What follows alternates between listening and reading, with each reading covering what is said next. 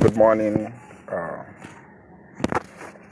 good afternoon, good evening for those of us whose time is already on evening hours. And of course, good night for those of friends, especially those in Asia, countries like Japan and all the rest of them. It's a good night from here. And I want us to look at a kind of a review to the election and ask ourselves questions and equally feed the answers of those questions to ourselves, because no one can give us those answers except we get it across for ourselves. And that is what I want us to look into this moment of discussion. The election has come and gone, though there are places of inconclusiveness, places of great controversies, and issues that people are still, having challenge as regards to how to reach on consensus. So the election was defined in different fronts, and thank you, Water Annie. The election was defined in different fronts, and there was a relative definitions. Everyone has what he sees the election to mean or to be to him or her.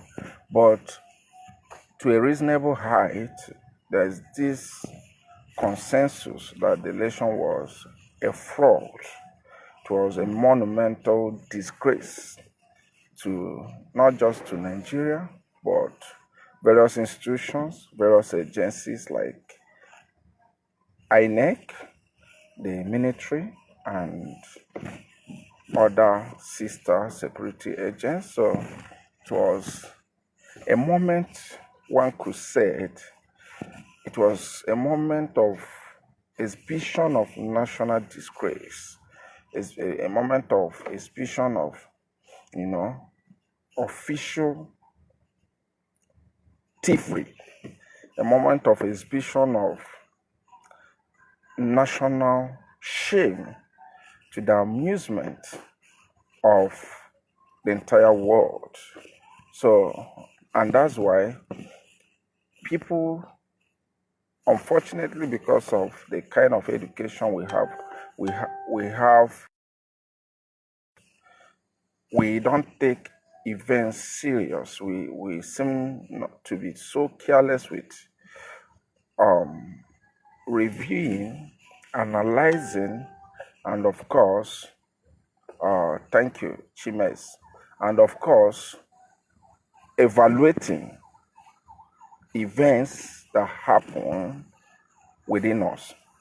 Take for instance, if Nigeria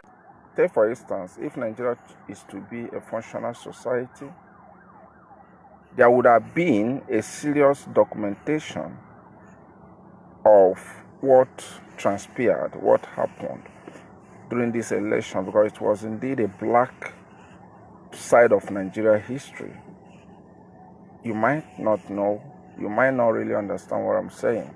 Yes, it is a dark part of Nigeria history, because you could imagine the degree of human life wastages, the number of persons that were killed, but because we are born, we are programmed to think like lesser humans, and that's why such event could happen, and we feel we should continue with our lives. Yes, that is how it is, because when people are subjected into poor mental state, they now resign to what we call fatalism. They resign to fate, Fate. Everything that happens is the way God wants it. That is the impression. When people die mentally, there's yes, there's a shift, a strong paradigm shift from reasoning into believing, and that is the state we have seen ourselves. Is the unfortunate state we have seen ourselves, and that's why somebody will tell you, don't worry, God will do it. And you could imagine how mentally demented we are as a people, that everything now is an act of God. And the question I will ask, is it an act of God that such number of persons should be killed because a man, a process of selecting who to lead the contraption is ongoing, then it's an act of God that people should die. So you see, we have just, there's no difference between our thinking pattern and those we read about, especially those in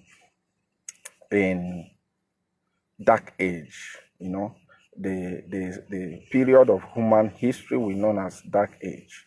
There's no difference. Absolutely, there's no difference. There's no difference between how we think as a people and how those in dark age, 13th, 14th century, how they thought. There's no difference. Because as of that time, man was living in mental, austerity, so to say. Man was living in mental darkness. And that is exactly what is applicable in this part of the world known as Nigeria.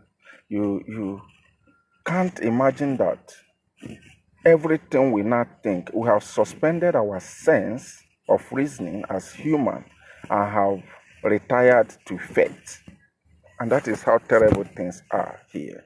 And that's why when people tell you that there will be a progressive society from Nigeria, I totally disagree from such argument, because a progressive society is propelled by human reasoning and not being propelled by faith belief system.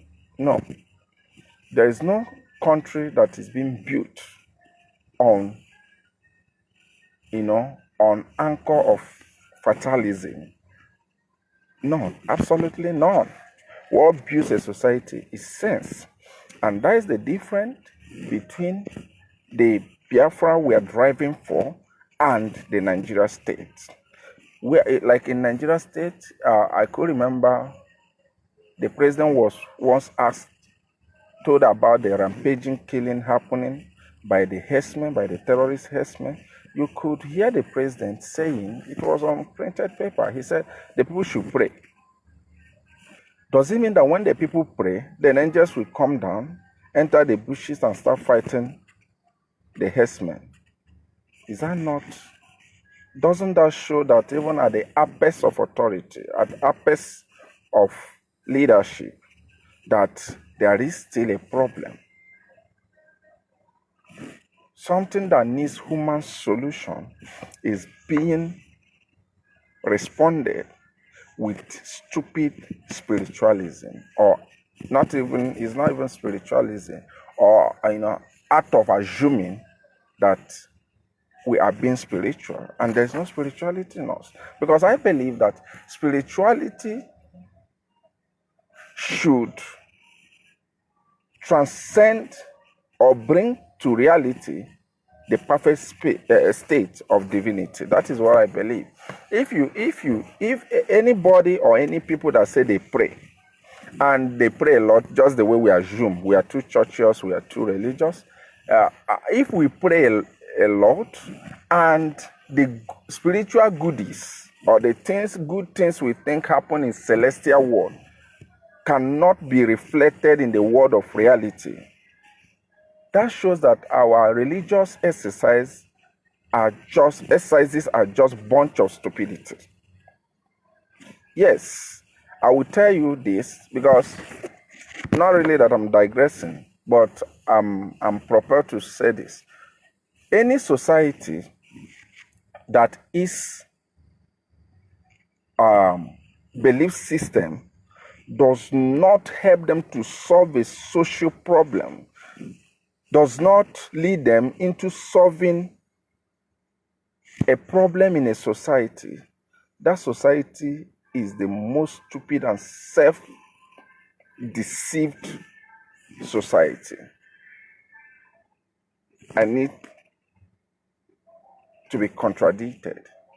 Take for instance, Chinese have a religion, a system of belief, or the Japanese, they have a system of belief. The system of belief you see in Japan or you see in China, instead of being an impediment to their reasoning or to their society development, it becomes a propelling force towards achieving national success. The state of Israel is a religious society. In fact, it could be said that is a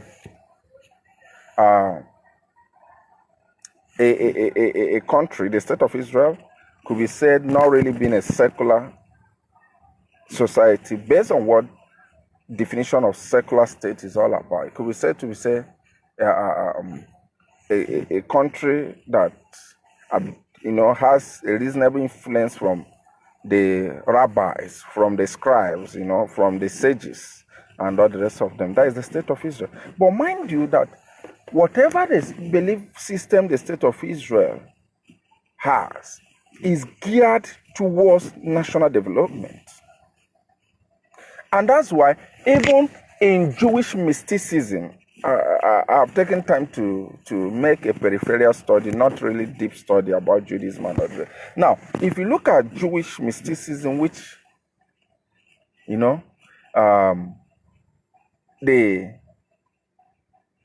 mysticism in Judaism, or what is it called? I want to get the concept. What is it called? If you look at the way they intermarry their faith system, their religious system, and the national system, you now find out that their belief system is helping them almost in everything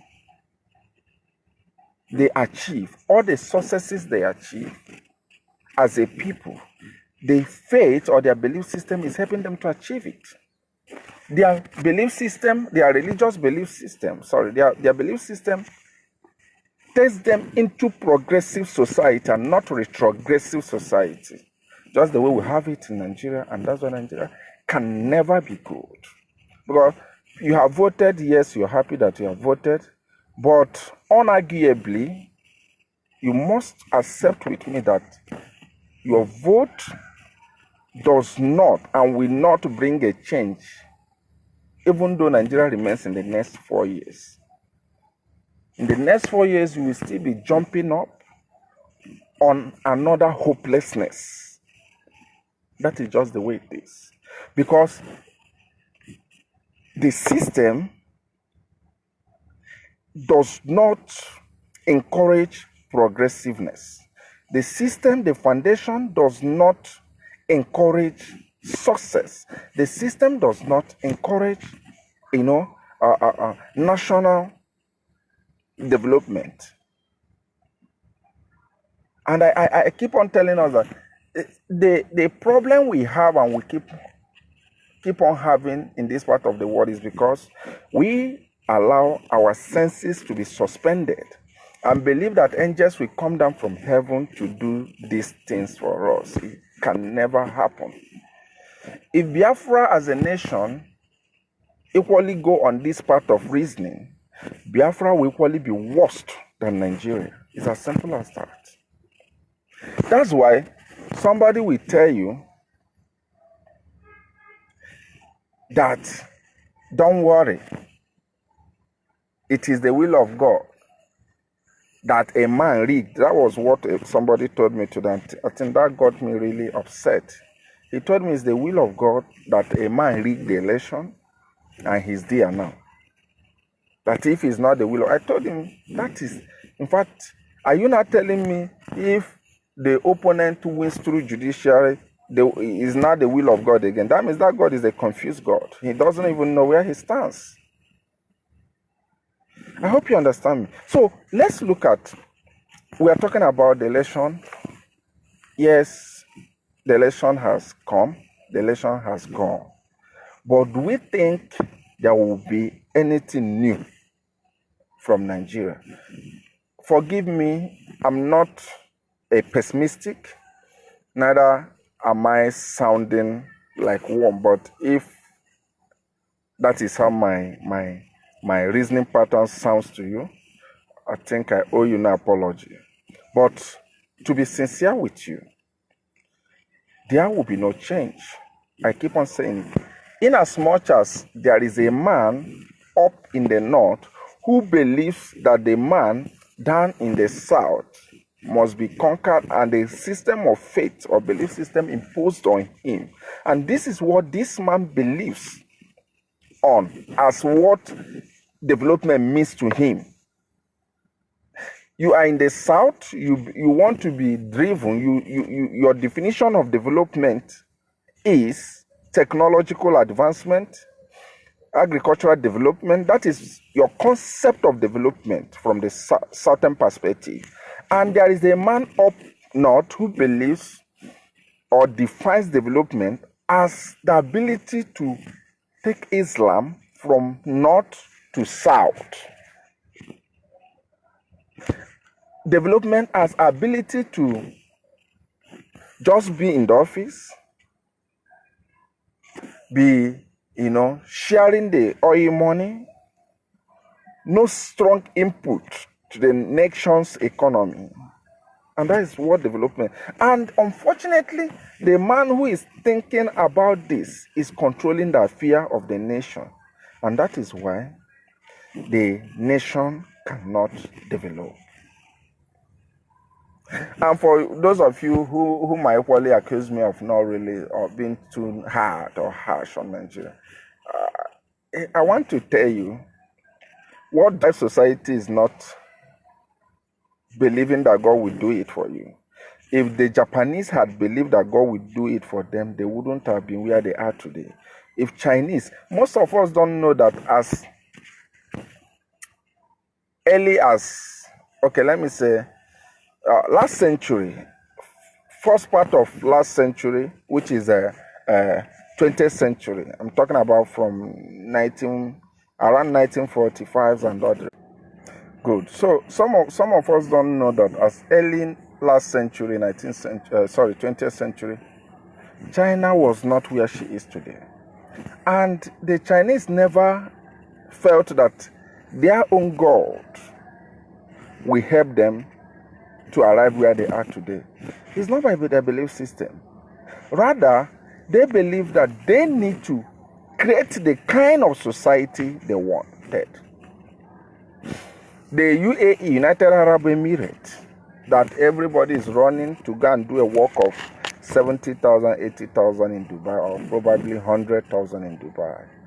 Most of us don't equally know that the Emirates never believed that Allah will change Dubai for them. They never believed that. They worked it out. They had a national developmental plan and they achieved that vigorously. And today, everybody shamelessly is running to Dubai. Do you think Allah or Muhammad came and do it? Absolutely not. So, development, national development is propelled by sense. Application of right sense is propelled by, introduction of reasoning and not faith system. Ironically, Nigeria is investing in the opposite side of it. Why nations of the world are ironically, Nigeria is just moving in the opposite direction of where her fellow nation states are moving. Others are moving on expansion of microeconomic, small scale and medium enterprises. Nigeria is speedily and fastly moving on advancement or advancing on the side of owning the highest number of churches, owning the highest number of mosques, and of course, owning the highest number of prayer centers. Why China, why Rwanda, why Ghana are creating a lot of entrepreneurs, business folks? Nigeria is producing more of priests, more of pastors, and of course, more of imams. Others are moving on industrialization. Others are advancing in belief system. And the funniest part of it is that even the belief system they claim they are nationalizing or, expanding seriously on is even a dirty one, is a scam, full of deception. Capitalism in religion. That is why this nation can never move forward. And it's so funny that the politicians have discovered, they have taken a smart study of how corrupt the religious centers are. What did they do? They now want to grip, because they understand that the religious centers manage a lot of population. So what are they doing? They are now going close to some of your daddies, the people you call your daddies, your GOs, trying to marry the faith centers into politics. And that's why when the politics is dirty, those in religious center will maintain what we call table mannerism. When you eat, you don't talk. You see how this nation cannot be progressive.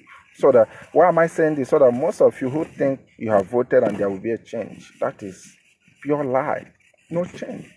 There won't be any change. Are you aware that a country like Nigeria is still anchoring her budget proposal on oil? Even when in Asia, in Europe, in America, and all the rest of them, there have been an advanced stage of making a rechargeable vehicles. Automobile big giant companies like Toyota, like Honda, like Ford, like Mitsubishi, like Renault in France and all the rest of them, even in China, are now making a shift from energy, gasoline consuming vehicles into what we call rechargeable vehicles. And yet, what you call your country is not even making a prepare for the shock in future. What you call a country does not even have any serious national drive to mitigate against this future shock. So that you, like saying this, so that you understand that it's not all about voting. You don't just say, I have voted and there is hope. No. You must have, in hope exercising, you must have an evidence. When there is no evidence and you're exercising hope, that is foolishness. So, when you look at things happening, when you look at the way Nigeria is moving, when you look at the angle the country is moving, you now discovered that as far as day and night is concerned, Nigeria's future is not assured. The future of its citizenry are not assured. Very, very important to know that. Most times we think, when we believe, let me believe, and things will change. It doesn't work that way. It doesn't work that way. If not, angels would have come to Dubai to build Dubai for Emirates. Angels would have come down and built Tel Aviv and Jerusalem for the Israelis. Of course, angels would have built Washington, D.C. for Americans. Or what we see happening in Rwanda and Accra, Ghana. It doesn't work that way. So, for the fact that Nigeria hates healthy competition, because these countries I'm just mentioning, one of the reasons why they are recording success is because they tolerate healthy competition. What do I mean by healthy competition? If you come to Ghana, they have different provinces. And every province, the Upper Accra, the several provinces we have in Ghana, for instance, every province is competing with other provinces. If you come to Dubai, most of us don't know that Dubai is not just a unitary system. It's not structured in a unitary form. Dubai has about 7 emirates. I think I should be sure. And in these emirates, sorry, I'm talking about UAE, not Dubai. Dubai is one of the emirates. So, in these emirates, everyone competes with others. And that is how it happens. If you go to UK, United Kingdom, Scotland is competing there, England is competing there, and the rest of them. They are competing economically. They are competing. So it is just structured in a way that if the Scottish people have a lot of waters, they should advance in fishery. If if England does not have a reasonable water, but has other resources, she should do what we call comparative advantage development, where you have a comparative advantage against the other. You maximize and exploit that area to help the other person who does not have that comparative advantage, and equally for your own well-being. That is how reasonable nations are structured. And it's even United States, that is how United States is structured. But come to the animal farm, aka Nigeria, such a thing cannot happen. Do you know why? Those Britain handed over Nigeria to hate competition. It's as simple as that. The Hausa Fulanis hate competition. They so much hate competition to a point that they don't want the Biafrans, whom they know. They understand that Biafrans love competition, and them they don't like competition. What they did is to use the political advantage they have to make sure they frustrate any move that will make the Easterners to develop or drive development independently from their supervision. That is exactly where Nigeria is today. So that when you say you have voted, your vote, to me, does not have any future to guarantee to you. Because you are just, refurbishing an ill status quo. It's as simple as that. There's no change. No change is guaranteed. In as much as the structure is still done in a way that the seaports in Biafran lands will not be open, Biafrans cannot harness what they have in their lands, and all the rest of other blockades and impediments, Nigeria will not develop. Like I said last time that For instance, electricity generation is there's this a strong hold on it that even though Abia State, for instance, has a reasonable commercial center, Aba, if Abia State government says, okay, we want to generate number of megawatts that are going to serve those in Aba commercial city, and we believe if we generate such number of such capacity, energy capacity, and we tell Aba people to pay every day, just give us 15 naira, maybe 15 years interval, we recover our money. Abia State government can as well go into such projects to help her citizens, to drive industrial revolution in Abia State. Anambra equally has that capacity to drive such.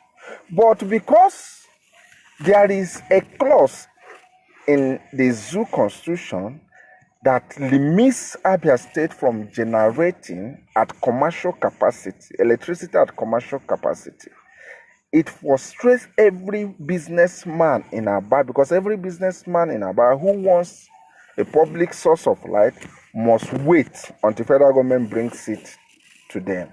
And in a situation, this federal government has something at the back of her mind, because she does not want competition. She does not want one side developing and another side not developing as a result of the thinking pattern or methodology of the people. And this government is not ready to bring that electricity. What do you think will happen? Aba will be crawling. Abia State will be crawling, despite the potentiality or the potentials of its occupants. So you understand why when we say think of Biafra, dream Biafra, support Biafra restoration, you will not understand why we are saying this. Because it's not something, the system is in a choking way to a point that if the eastern states, for instance, if the states in Biafra land say, okay, we want to construct the road from Ahaba, which is Asaba, to maybe Cross River, and they said, let us do what we call, let us pull our resources together. Every state in Biafra land should contribute social amount. Want to construct the express. Do you know they won't have the right to construct it, even though they have such a dream? Why? There is still in the same fraud constitution that there is a section that says those federal roads, they call it federal road, cannot be constructed without permission from the Federal Ministry of Works. So you see, this one want to fix their road. This is their indigenous road. Want to fix their roads, but there is a criminally drafted constitutional clause that would not want them to do that. So these are what we are saying. These are some of the impediments. So you got to understand that it's not all about saying you have voted and start hoping on hopelessness. Your vote is not a passport to having a dreamed future. It doesn't work that way. Because your vote only consolidated the evil and satanic system. Your vote does not question the satanic system. Your vote did not agitate for the change of constitution, which is the impediment to your future. Your vote did not agitate for the change of the status quo. Your vote never did that. Rather, your vote is an endorsement. That is what you did. You just thumbprinted. The day you voted, you thumbprinted against your future. You thumbprinted against the Fulanization of the entire Nigeria. Isn't that so heartbreaking to you? Isn't that so disturbing to you? Because when you talk about voting, the essence of voting is because that is what electionary period is supposed to achieve. If party A